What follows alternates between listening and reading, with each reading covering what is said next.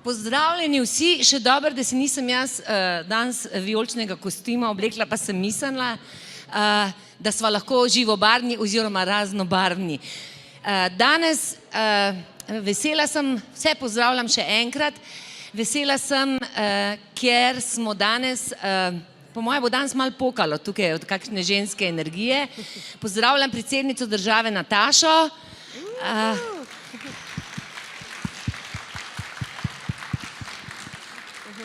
To je ženska solidarnost in zdaj smo končno živimo v teh časih in meni grejo mravljinci in mi gre na jok, ko nekaj takega začutim, ko začutim, kako se ženske povezujemo med sabo v dobrem, da podpremo druga drugo in dragi moji, svet se bo zagotovo spremenil. Zdaj pa nazaj poti več ni.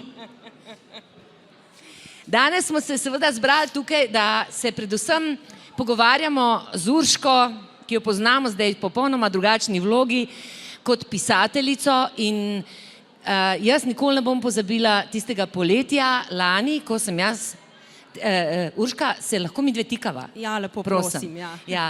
Ko sem jaz lani na morju brala knjigo, vam bom povedala to zgodbo in berem, prijateljice so mi priča in potem počasi padem v zadnjo tretjino knjige, kjer se mi počasi vse skupaj začne nabirati.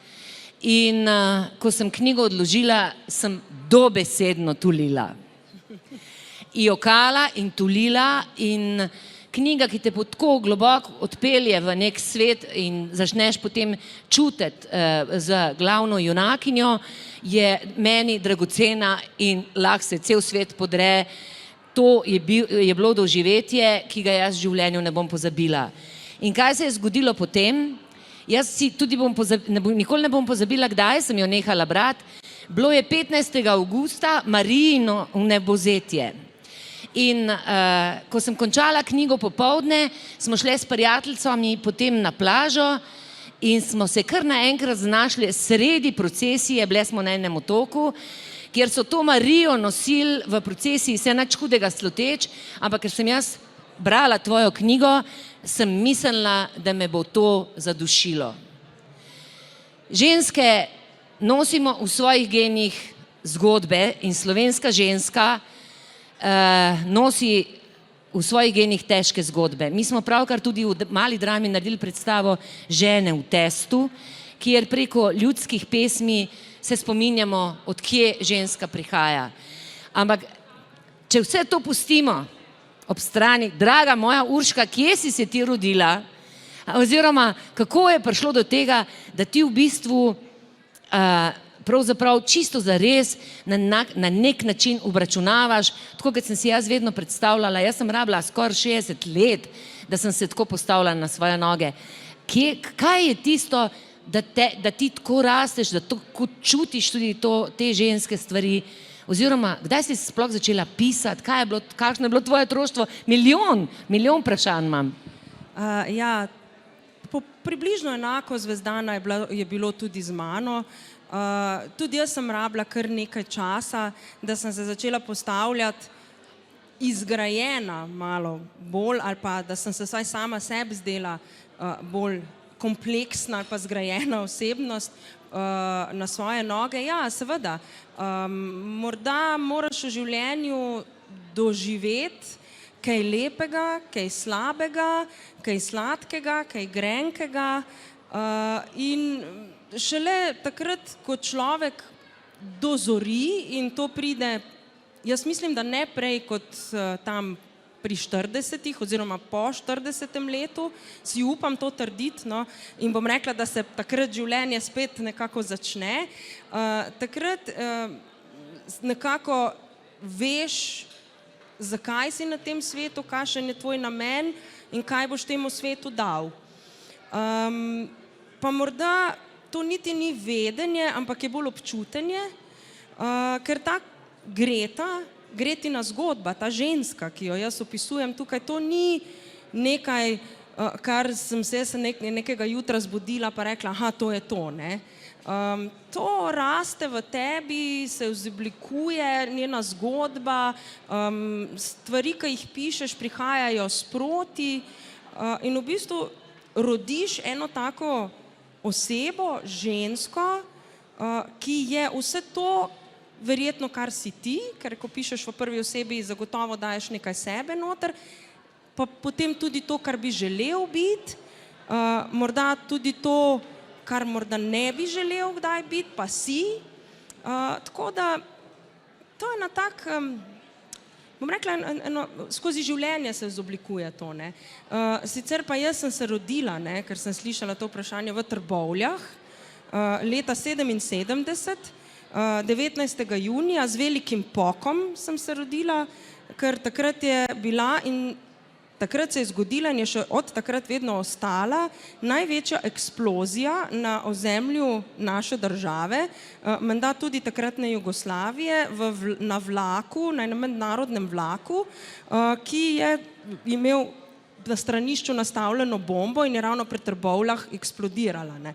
In to na dan mojega rojstva, ne. Tako Pravi, ti si že napovedovala še en drug pok, ne?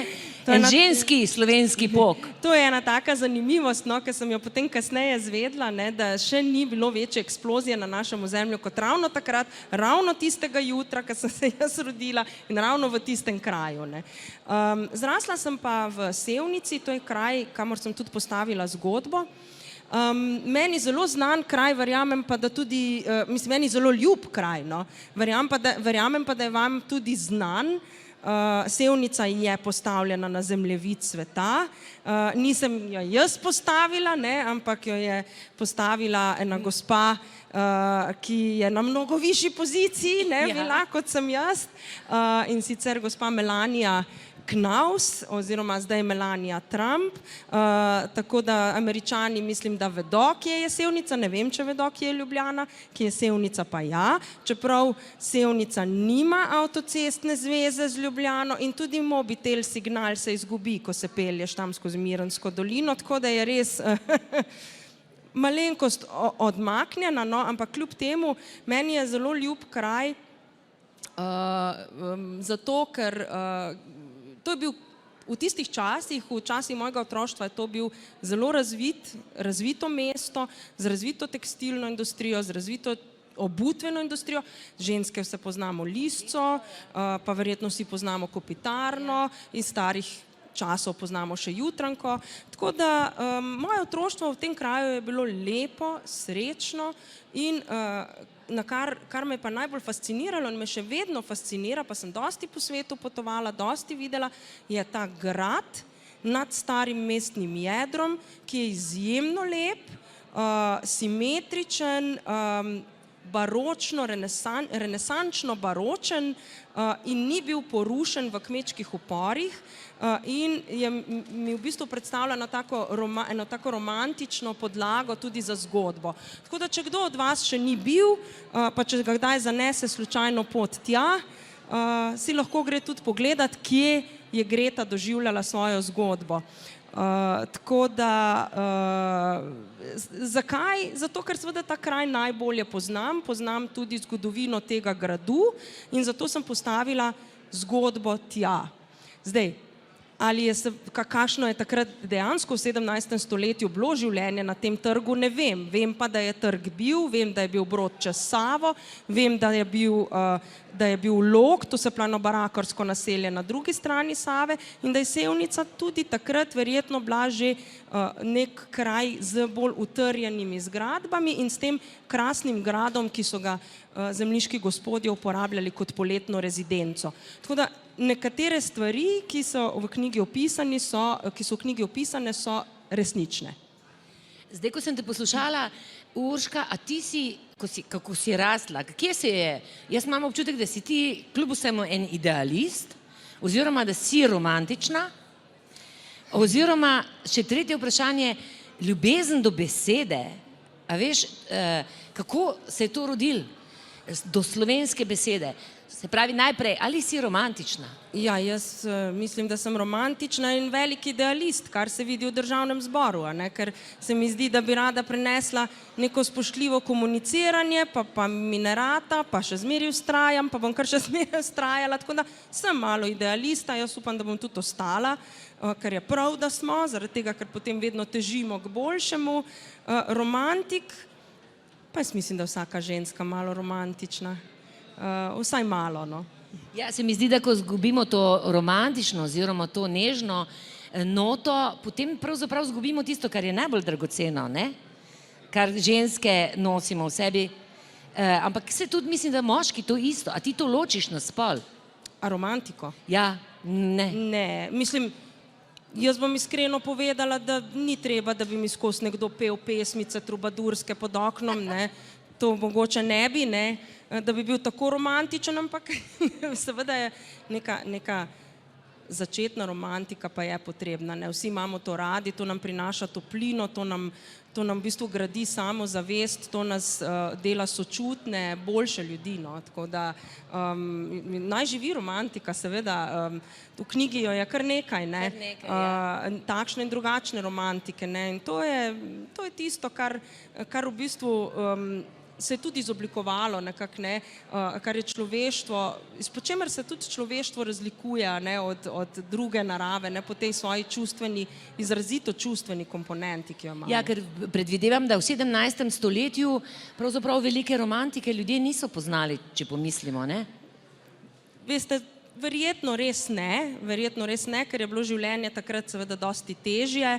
Vsi pa radi beremo, ne, se mi zdi knjige, te romantične knjige o škotskem višavju, nekje iz preteklosti, 17. stoletje, lordi škotski, ki pridejo v kiltu in zapeljejo tam eno gospodično, ki seveda prihaja iz enega nižjega sloja in je prišla za služabnico, to vsi radi beremo, ne.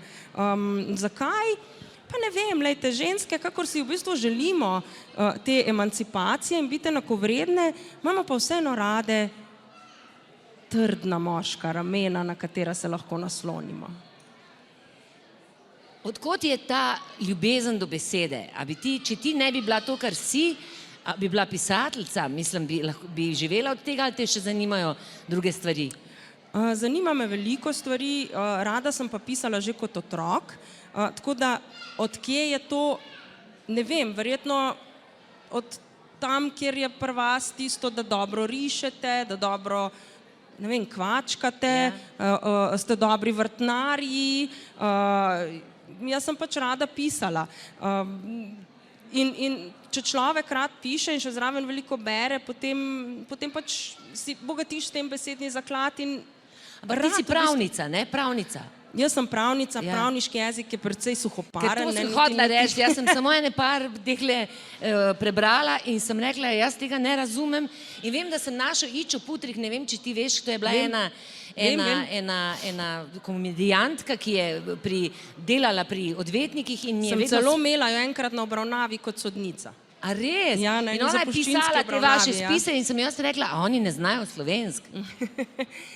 Ja, pravniški jezik je izredno suhoparen, včasih celo infantilen na momente, no, mogoče kakšne kazenske zadeve znajo biti tako opisane, da izgledajo kar malo infantilne, ampak ima tudi to svoj namen, no, ker mora biti zadeva jasna do zadnje malenkosti. Zdaj, tako kot sem rekla, če človek veliko bere, če razmišlja in če v bistvu ta svoja razmišljanja tudi preliva na papir, to se nekako imaš v sebi, a ne. Tako kot sem rekla, nekateri imajo, ne vem, dobro igrajo klavir, ne, mene, če me boste dali za klavir, bo kuža pazi in to je to, a ne, kaj več ne bo. Zdaj pa, se pravi ljubezen do jezika, do slovenskega jezika. Jaz ves čas, zanima me, kakšen ljubezen do slovenskega jezika je ljubezen do domovine. Slovenski jezik je izjemno lep. Večkrat me je kdo vprašal, zakaj ne preberem recimo kakšne knjige v angleškem jeziku, ampak jaz raje počakam na prevod, zato ker je slovenski jezik tako izjemno bogat, tako onomatopoetičen, poln neke strasti.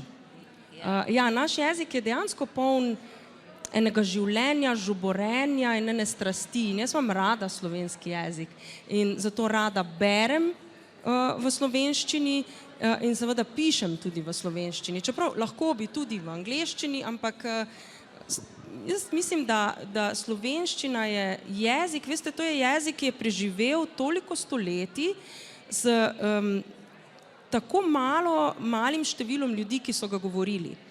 Ampak, če sem slišala, pred kratkim sem slišala, da naj bi celo iz Sanskrta izšel, da naj bi imel tako bogato zgodovino, tako strašno stare temelje. Tako da to je nekaj, kar moramo negovati,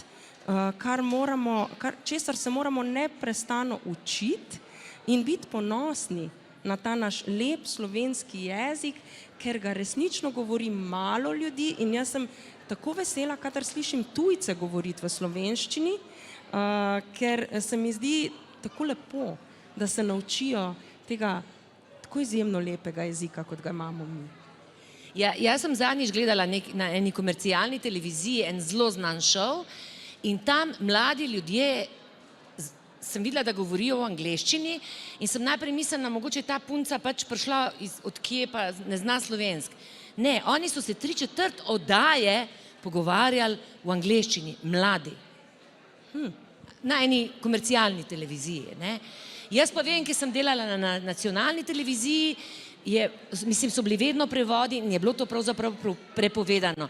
Se pravi, gojiti jezik pomeni gojiti domoljubna čustva. Jaz se to sprašujem tudi zaradi tega, ker se veš, ta manipulacija, da mi se vsi delamo, kako ljubimo domovino, v resnici pa ne skrbimo ne za jezik, ki je pravzaprav temelj. Pa veste, jaz mislim, da mi prav lepo skrbimo za jezik. Jaz mislim, da ja. V šolah ima po slovenski jezik posebno mesto, to jaz zdaj še posebej opažam pri svojih otrocih, ker imata res veliko ur slovenščine in razdeljeno na besedo in na književnost.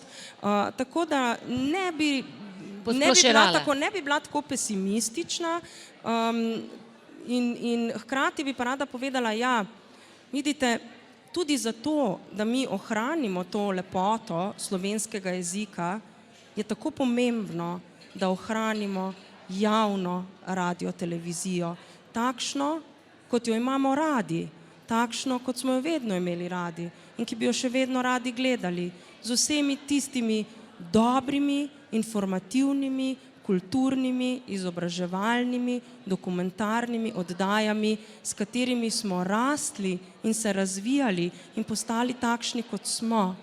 In zato bom kar izkoristila priložnost. Bi želela, danes je še zadnji dan, ko lahko. Da se ljudje udeležijo referendumov v nedeljo in glasujejo za našo javno radiotelevizijo gre, za naš jezik gre, zato, da bomo spet lahko ponosni na naše izjemne, ampak res izjemne in strokovne novinarje, ki čakajo, ki zdaj čakajo in upajo, da bodo lahko delali tisto, kar najboljše znajo. In to je v tem našem lepem jeziku nam podali informacije, nas popeljali v zgodovino, nam predstavili kulturo, vse to, kar v bistvu bogati naše življenje. Jaz bi rada tu hvala.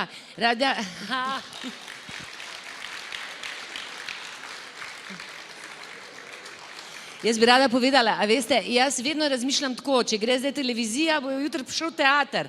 Za teater, če že za televizijo ne morem 100% reči, ker jaz pač nisem v službi na televiziji, za slovenski teater, SNG Drama vam lahko povem, da smo med najboljšimi v Evropi in da se tega nikoli nobena politika ne sme dotikati. In do zdaj se pravzaprav ni. In prav je, da se politika tega ne dotika.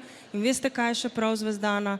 Da se vi z vsem tem žarom, ki ga imate, vrnete na javno radiotelevizijo in da narediva še tam eno tako oddajo. Hvala. Čim prej. Hvala, Urška. Še to bi rada vprašala, kako pa Urška kot pravnica, mama, pisateljica, kako si se ti to odločila, da greš v politiko? To se večkrat sprašujem. Jaz, ko sem se danes pogovarjala, da se grem s tabo pogovarjati, so mi vsi rekli, reci ji bravo, reci ji super, reci ji, da naj bo tako naprej, sploh ženske, ne? Ampak to je morala biti velika odločitev, ta korak, ker to je čist nekaj drugega. Zvezdana to pravzaprav niti ni bila takšna odločitev, da bi jaz razmišljala in rekla, no, zdaj bom pa jaz nekaj drugega počela v življenju, ne, recimo, da bi to bila ena taka zelo premišljena, dolgotrajna, zelo precizno premišljena odločitev. To se je v bistvu zgodilo samo od sebe, kar se je morda še komu, ne samo meni, zaradi razmer, v kakršnih je naša država bila zadnji 2 leti. In jaz sem tako vesela, da lahko to zdajle povem z vso svobodo, ki jo premorem, ker pred 2 leti tega ne bi mogla. In tamle sedi tudi naša predsednica, prva predsednica Republike Slovenije, Nataša Pirc Musar, ki ima tudi nekaj pri tem, da sem se jaz zdaj znašla, kjer sem se, namreč, ker mi je takrat, seveda, ko sem potrebovala pomoč, ker mnogo nas je bilo takih, ki smo bili na nek način izvrženi iz nekega družbenega ustroja, ker smo pač bili ali drugačni, ali smo drugače razmišljali, smo kaj preveč povedali, takšne stvari, smo bili izvrženi in jaz sem takoj takrat šla k Nataši, niti se nisva poznali, ampak mi je takoj priskočila na pomoč, v bistvu, da sem lahko prebrodila tisto prvo, saj ni bila niti taka kriza, no, ampak da sem prebrodila ali pa prestopila tiste, naredila prve korake iz sistema, ki sem ga takrat najboljše poznala.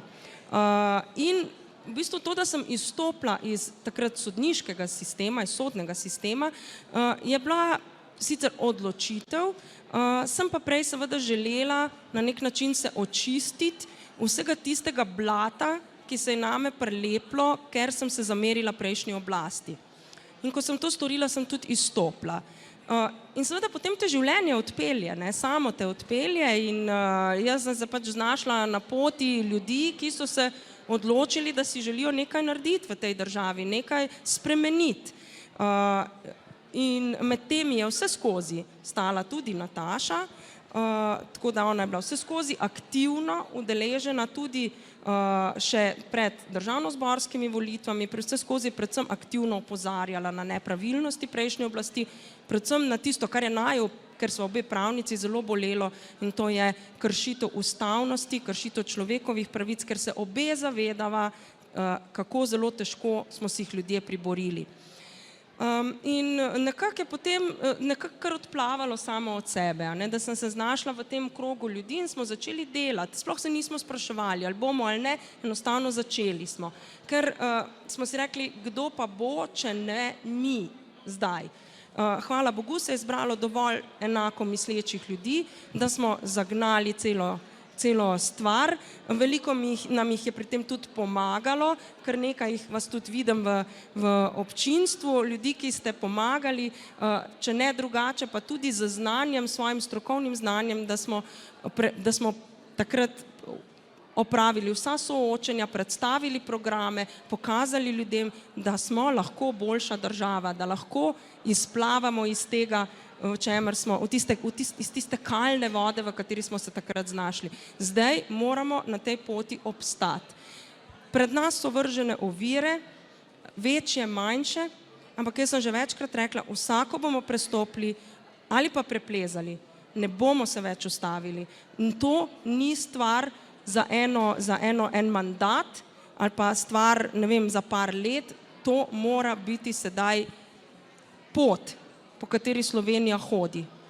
Svoboda in varnost in spoštovanje vseh, vsakogar in pa seveda dosledno omejevanje oblasti. Včeraj sem jaz na tem stolu gostila gospod Tanjo, ki je predstavljala delo Joe Dispenze. Ne vem, če ga poznaš, doktor Joe Dispenze. In smo ugotavljali, kaj je tisto, kar naredi neko pot enega človeka, se pravi, da je uspešen, da ozdravi ali pa da doseže svoje cilje. In zdaj, ko sem tebe poslušala, ti imaš vizijo, ti v to verjameš. Ja, jaz In jaz verjamem v tudi to, ja. verjamem, no. Jaz verjamem v to, ampak veste, tudi se pa ne sprašujem preveč ali pa obremenjujem s tem, kaj vse bo zdaj priletelo. Ne? Kakšne bodo še vse ovire, ne vem, kdo me bo še kje ustavljal. Ne, enostavno o tem ne razmišljam, pred sabo vidim cilj je narediti nekaj dobrega za to državo, za ljudi, za to, da bomo mi, Slovenci, Slovenke in Slovenci imeli državo, na katero bomo ponosni, da bomo moderna država, država, kjer spoštuje vse civilizacijske pridobitve in kjer smo ljudje svobodni, kjer dihamo s polnimi pljuči in zato nas nihče ne meče iz službe ali še kaj hujšega. In hkrati, da se počutimo varne in hkrati, da smo vključujoči, da nas ni strah, ker to je tisto najhujše, ko ljudi strah, takrat jih je najlažje obvladovati in to nekateri zelo dobro vedo. Ljudem naženeš v kosti strah in takrat bodo naredili marsikaj. In to se je delalo tudi v 17. stoletju. Ljudi je bilo strah čarovnic. No danes nas ni več strah čarovnic, nas je pa strah virusa.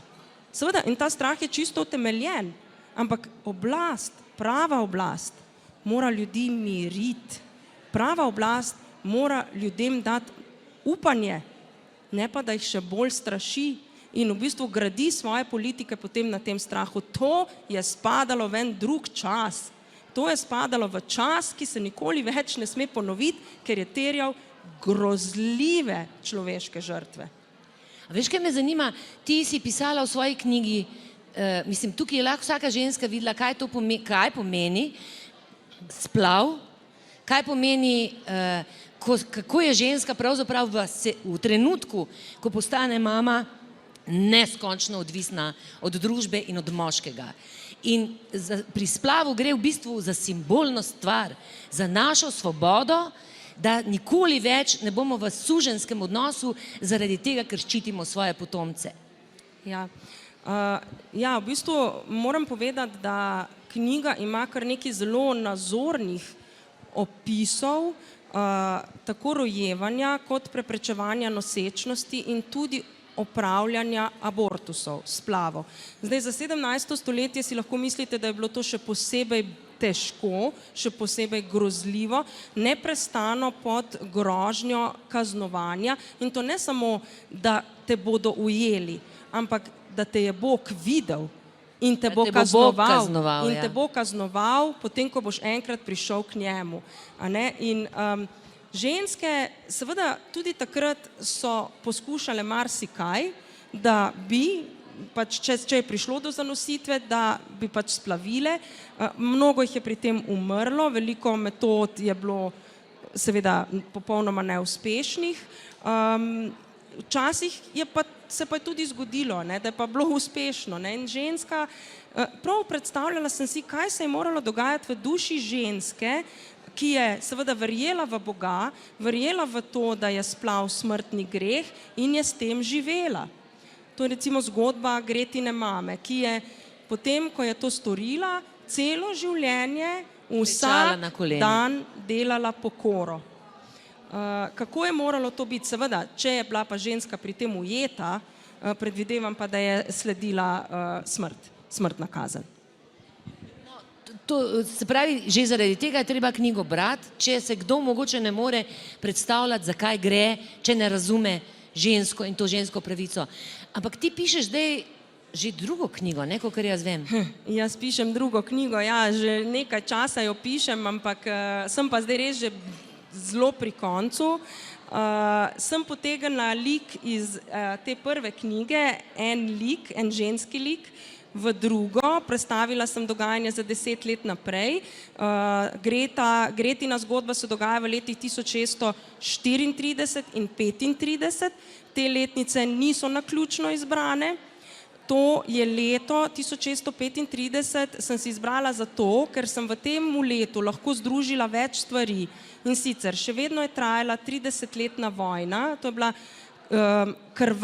zelo krvava vojna med katoliki in protestanti, ki se sicer ni bila na naših tleh, je pa tudi zahtevala nekaj žrtev pri nas, predvsem pa je imela posledice na siromašenju prebivalstva zaradi vojnih davščin. In še zmeraj so bili v tem času vidne posledice reformacije in potem protireformacije.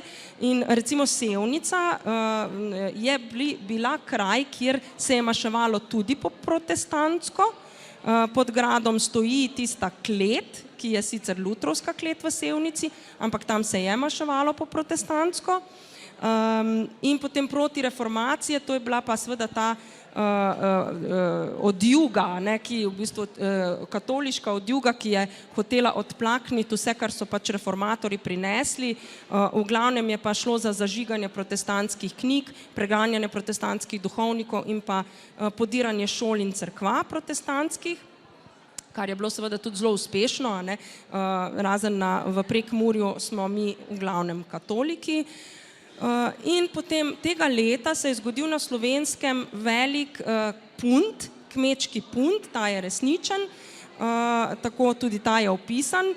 Sicer z nekaj umetniške svobode sem si sposodila dogodke iz prejšnjega hrvaško-slovenskega punta, sem ga prenesla sem. Torej, kar pomeni, gre za čas, ko se ljudje, tlačani, osvobajajo tlačanstva, privezanosti na zemljo, gre za čas, ko se ljudje selijo v mesta, postajajo trgovci, obrtniki, pridobivajo meščanske pravice in gre za čas, ko se ljudje začnejo spraševati, kaj je bolj pomembno, Bog ali jaz? Gre za čas, ko se začne taka duhovno prebujanje. Saj veste, humanizem je bil že prej, renesansa je bila že prej, kmalu zatem, relativno kmalu, to seveda ne smemo gledati z današnjega gledišča, ko gre zelo hitro vse, ampak relativno kmalu zatem pride razsvetljenstvo potem in vse, kar in človekove pravice in podobno. Tako da to je turbulenten čas. In v turbulentnih časih se poleg naprednih zbudijo tudi nazadnjaške sile. In nazadnjaška sila je iskala krivce za to, da bi še naprej ohranjala svoj primat in v ljudeh vzbujala strah. In kje ga je našla? V slabotnih osebah, ki imajo manjše možgane kot moške, to so ženske. Tako je. Urška, a se ti zdi, a se mi res kaj naučimo iz te zgodovine? V bistvu na nek način zgleda, da bi se časi ponavljali. Na nek način, no, ne čist, ne. Mi se zelo malo naučimo, premalo se naučimo iz zgodovine, se pravimo, vedno moramo imeti osebno izkušnjo, da se potem iz nekaj naučimo. Tudi, ko vam bo prijatelj povedal o kakšni svoji travmatični izkušnji, mogoče vašega življenja ne bo spremenila, ko se bo pa vam zgodilo, pa bo. Premalo se naučimo iz zgodovine in zato sem si jaz kot nalogo zadala govoriti o stvareh, ki so se zgodile, ki jih ne smemo pozabiti. Marsikdo bi danes rekel, pa kaj te čarovnice, pa to je 17. stoletje, pa to je ne vem kdaj že. Ne, čakajte, to je novi vek. To ni mračni srednji vek, ki sploh ni bil mračen v primerjavi s tem. Krištof Kolumb je že zdavnaj odkril Ameriko, on jo je odkril 1492. leta, to je novi vek. To se pravi, če se je takrat to zgodilo in se je v 20. stoletju so se zgodile strahote, kakršne so se, kdo nam garantira, da se pa ne bo zgodil še kakšen genocid? To je bil genocid nad ženskami. Kasneje so se dogajali genocidi nad različnimi etničnimi skupinami, verskimi skupinami in narodi. Kaj se danes dogaja? Nedaleč stran od nas. Iranske ženske, naprimer, samo spomnimo se tega in se poklonimo njim, ne? Ja, tako da nič nam ne garantira, da se ne bo zgodilo kaj podobnega. Zato je tako pomembno, da poznamo zgodovino, da vemo, od kje smo prišli, kdo smo in kam moramo iti. In veste, kam moramo iti? Po poti, ki vodi v svobodo, v spoštovanje pridobljenih pravic in svoboščin, po poti spoštovanja in sprejemanja drugačnosti. To je prava pot. Urška, kaj je to zate svoboda? A je to, da ti delaš, kar hočeš? Kaj je zate svoboda? Zame je svoboda to, da sem lahko to, kar sem. Z vsemi tatuji, z vsemi napakami, z vsemi, tist stvarmi, ki verjetno niso vse v redu, ker nikoli ni tako, da ima en človek samo pozitivne, ne pa negativne lastnosti. Zame je svoboda, da sem lahko to, kar sem in da zato nisem obsojana. Ni potrebno, da sem sprejeta, ampak da vsaj nisem obsojana. Če seveda, to je pa treba poudariti, ne posegam s tem v svobodo nekoga drugega. Urška, kako si ti predstavljaš žensko moč? Jaz zelo velikokrat slišim, te močne ženske, boste uničile, kastrirale moške in tako naprej. Jaz moram reči, da sem takrat tudi jaz postala zdaj, se upravičujem vsem moškim, ampak jaz imam občutek, da to ni ženski problem. Vi moški, mislim, toliko tisočletij ste imeli čas, tako da se vi zase poskrbite, mi bomo pa zdaj enkrat zase. No, jaz ne bi nič rada nobenega kastrirala, jaz imam moške zelo rada, tako da absolutno si ne želim kaj takega. Želim pa si enakopravnost, spoštovanje. Želim si v bistvu to, da se me sprejema kot osebo, ki ne bo, tako kot sem rekla, obsojena zaradi svojega izgleda, zaradi tega, kako misli, kako govori, zaradi svoje morebiti bolj izražene ženske plati. Kaj pa je to narobe? Imamo pač, nekateri izražajo bolj moško stran, nekateri bolj žensko stran, lahko so tudi ženske, ki pa malo bolj moške komponente izražajo. A si ti kdaj doživela, da ti je kakšen moški rekel, da no ti nehaj misliti to svojo lepo plavo glavico? Ne, ker takega ne bi bilo več, takega moškega bi hitro prepodila iz svoje bližine, ne. To pa res nisem imela te sreče. No ja, da ne bom prehitro rekla, glede na to, kje se zdaj gibljem, nisem imela te sreče, da bi imela takšne moške okrog sebe. No, jaz sem še iz te generacije, ki sem imela. In me moram reči, da nisem, tega nam nikoli pozabila. Zanima me ti kot se pravi, kako ti doživljaš minevanje ženske. A veš, to je tudi ena stvar, kjer se mi zdi, da smo ženske še malo šibke. Ves čas hočemo ugajati, težko sprejemamo leta. Se veš, ženske bi vse naredile zato, da bi bile mlade, čedne, privlačne. A se to zdaj motim? Verjetno je, ja. Mislim, to ne bom trdila, da ni. Zagotovo je nekaj tega v nas, seveda, ampak kdo si pa ne želi biti večno malo bolj mladosten, bolj poskočen, bolj živahen, pa saj s tem ni nič narobe, ampak najlepše pa je, da ko sprejmeš sebe takšnega, kakršen si in se ne obremenjuješ s tem, koliko si star. Jaz se ne obremenjujem več s tem, koliko sem stara. Meni se zdi, da sem v redu. In tako je nekako vedno bilo in upam, da vedno bo. Seveda si pa nič pa res ni narobe s tem, če želimo ampak zato, da se me bolje počutimo, imeti, ne vem, mogoče malo bolj gladko kožo, ali pa lepe nohte, ali pa kaj pa je s tem narobe, no. Jaz imam tudi moške rada, če so lepo pobriti, pa imajo urejene nohte. Jaz bolj govorim o tistih, o tem, da si vsi lepšamo na vseh slikah, da si želimo pri 60-ih imeti obraz čist gladek in tako naprej, ker je v bistvu to spet neka nova laž. O tem sprašujem. Nekaj, kar nisi ti. Jaz mislim, da so najlepše tiste ženske, ki se tako častno starajo, oziroma ženska, ki v bistvu se ne obremenjuje svojo starostjo, se sprejema takšna, kakršna je, ker lepota pravzaprav prihaja iznotraj, tisto, kar ti žarevaš. Sej boste marsikaj daj videli, ko bo kdo rekel, okrog kakšne ženske se pa res zbirajo, pa ni nič posebnega, po zunanjosti, zato, ker gre za to, kaj ti izžarevaš. To je tisto, kar privlači druge. Ne pa to, kakšno fasado si boš zdaj nalimal in kako se boš pokazal na Instagramu. Jaz nočem imeti Instagrama, in to moja prijateljica, ki tamle sedi in mi ga non-stop nekaj uturava ta Instagram, sem kaj, jaz nočem imeti Instagrama, zato, ker enostavno nočem, zaradi tega, ker to je tisto, kar je na Instagramu, je včasih zlagano. Ne, jaz pa ne Sprašujem te predvsem zlagana. zaradi tega, ker smo družba, ki se zelo hitro stara in je tega starizma zelo veliko. Ne?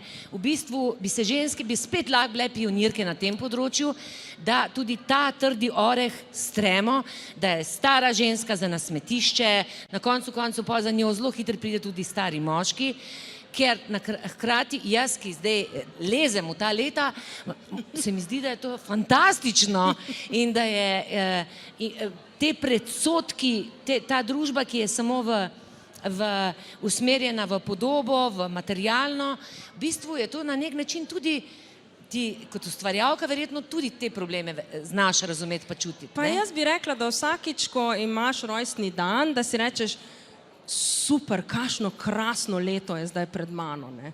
Odlično, še en krog okrog sonca sem zmogla, evo, in zdaj grem naslednji krog okrog sonca.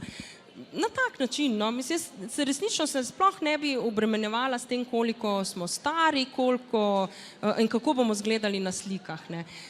Ta občutek notranjega zadovoljstva pride, jaz moram priznati iskreno, da sta me to naučila moja otroka. Tudi ni prišlo to kar samo od sebe, ne. Ko se je meni zgodila stvar, ko sem si rekla, popolnoma nič ni več pomembno, ampak samo to, da bosta te dva otroka zdrava in nič drugega, lahko se mi podre streha na glavi, lahko ostanem brez službe, lahko se mi vse druga zgodi, samo da bosta zdrava.